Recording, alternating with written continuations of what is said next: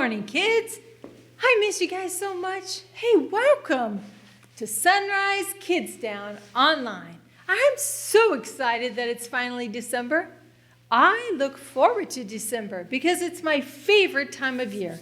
Not just because of Christmas and the presents, but because I love giving gifts to others. And I love to celebrate God's greatest gift, Jesus.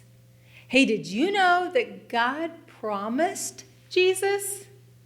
In today's bottom line, we will learn that we can have hope because God keeps his promises.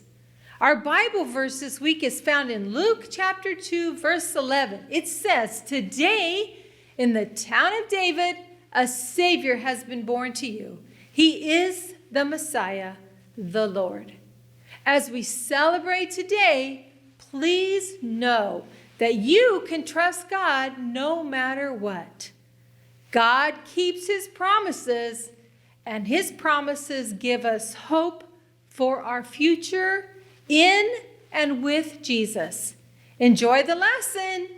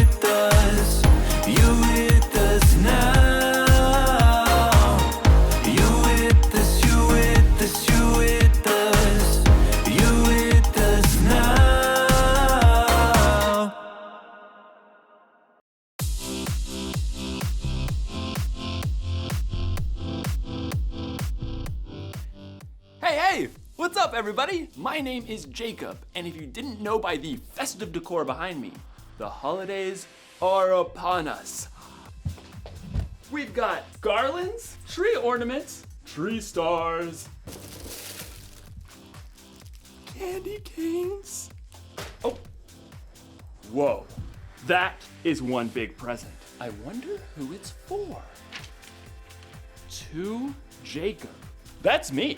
I got a present. Who's got a present? I'm got a present. But before I tear into this bad boy, let me tell you what we're talking about today. It's simple.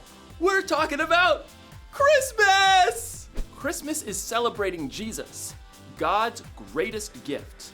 Everybody likes gifts, am I right? Especially when they're all wrapped up with a big bow on top. Let's see what I got. Oh man, I hope it's something cool, like a new pair of shoes. Or I hope it's like one of those headphones that cancel out all other noises. Cool. No, I hope it's a little puppy, like a basset hound. Then I could put a little hat on top of him and we can solve mysteries together, dude. What do you think, my dear Watson? Is the game afoot or is it afoot?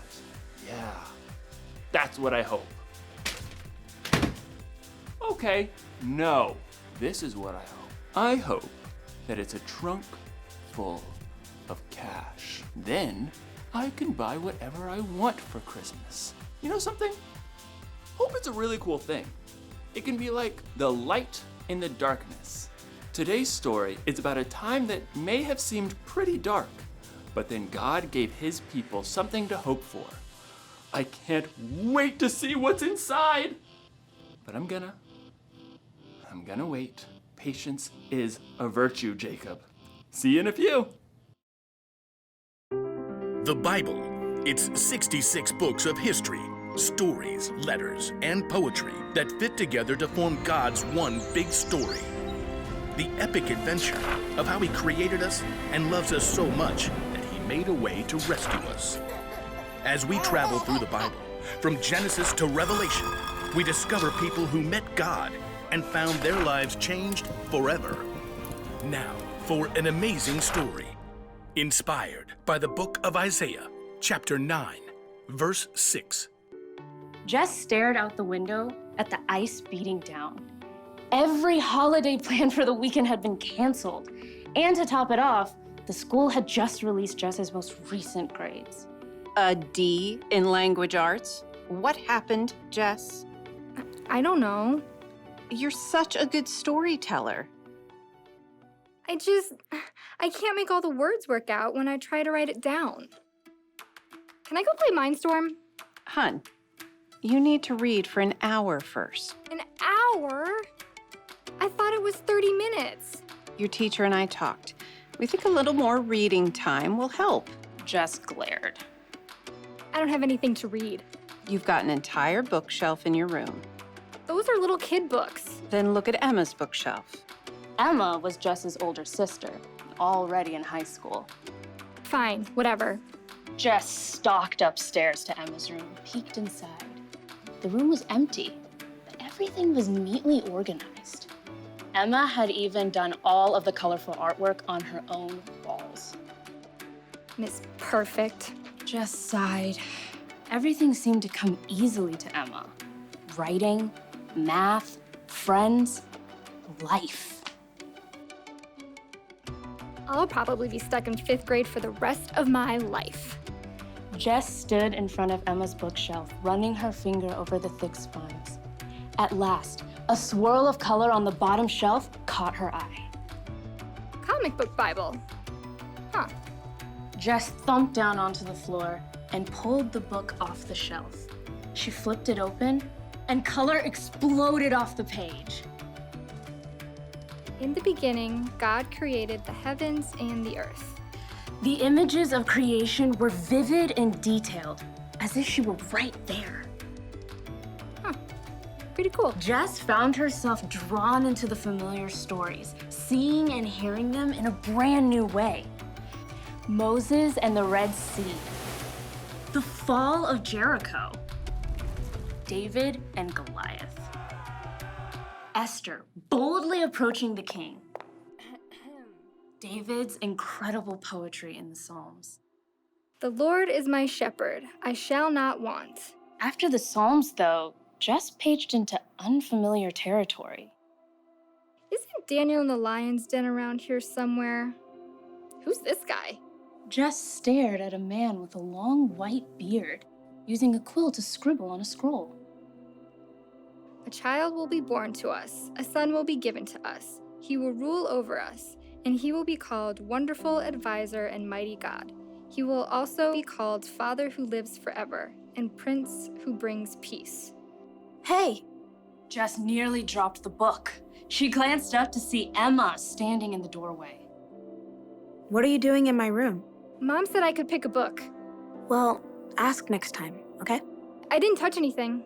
Okay, it's fine. Emma settled down on the floor beside Jess and took a look at the book. Aunt Chris gave me this book when I started high school. It's pretty cool. I mean, until this part. It's kind of hard to make a guy writing a letter exciting. Jess pointed out Mr. Whitebeard. Oh, you mean Isaiah? Who's he talking about? Jesus? Yeah, but it's way more amazing when you look at the big picture. You see, God's people were in big trouble. Over and over, the Israelites promised to love and obey God. And then every single time, they turned their backs on him. Turn their backs? Like how? Well, they'd start praying to false gods like other nations around them, trying to do things their own way. So, God allowed them to be captured by other nations. Emma flipped back, showing images of battles, powerful foreign kings, groups of captives. The Israelites got in really big trouble. Things looked hopeless. So God just ditched them. No way. Every single time, God showed he was still with them. He sent kings who loved God, like David and Solomon and Josiah. And he sent prophets like Elijah and Isaiah to speak God's truth and hope to the people. Even though they totally messed up. Yep.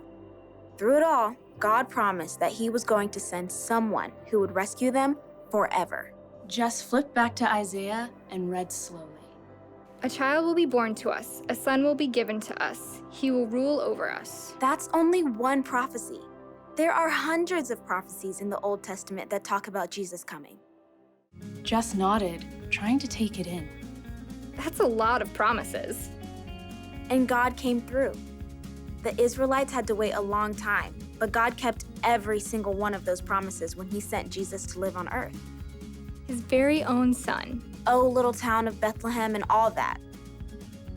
You can take the book if you want. Emma tapped the comic book Bible. Jess smiled. Does God promise that I'll get a better grade in language arts?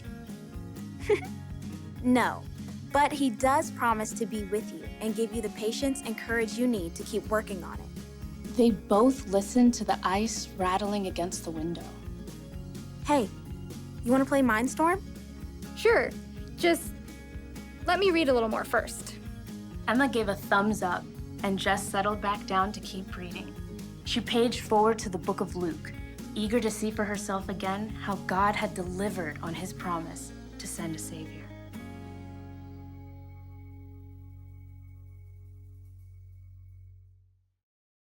Okay, so hundreds of years before the very first Christmas, it felt like God's people were in the dark. They dealt with bad kings and wars with other nations. They'd been taken captive and removed from their homes. They needed help. They needed hope. You may not know exactly what that's like, but you've probably been through a dark day or two. Trouble at home, trouble at school, trouble in the world. Sometimes you need a little hope to get you through it, to help you cancel out the noise. Well, the good news for God's people hundreds of years ago turned out to be good news for us too. God promised through Isaiah that he would send a baby who would one day save the world. And around 700 years later, God kept his promise when Jesus was born. Listen, if it takes you or me 700 years to keep a promise, that probably wouldn't be too cool. God's different. He's been here forever, and he'll be here forever. So 700 years is like, sometimes with hope, there's a little waiting involved. One thing's for sure though, when God makes a promise, he keeps it. So when things are dark, know that God promised to send us a savior. When you're lonely, know that God promises he'll always be with you. When you're sad or hurting, know that God promises that there's going to come a day when there will be no more pain and no more sadness. Isn't that something to hope for? So here's the one thing to remember today. We can have hope because God keeps his promises. That's a little gift of hope for you this Christmas. Oh yeah, my present. Let's see what we've got. Ugh. Do not open till Christmas. Oh man, looks like I'm gonna be hoping for a couple more weeks. It's definitely not a puppy. I'll see you next time.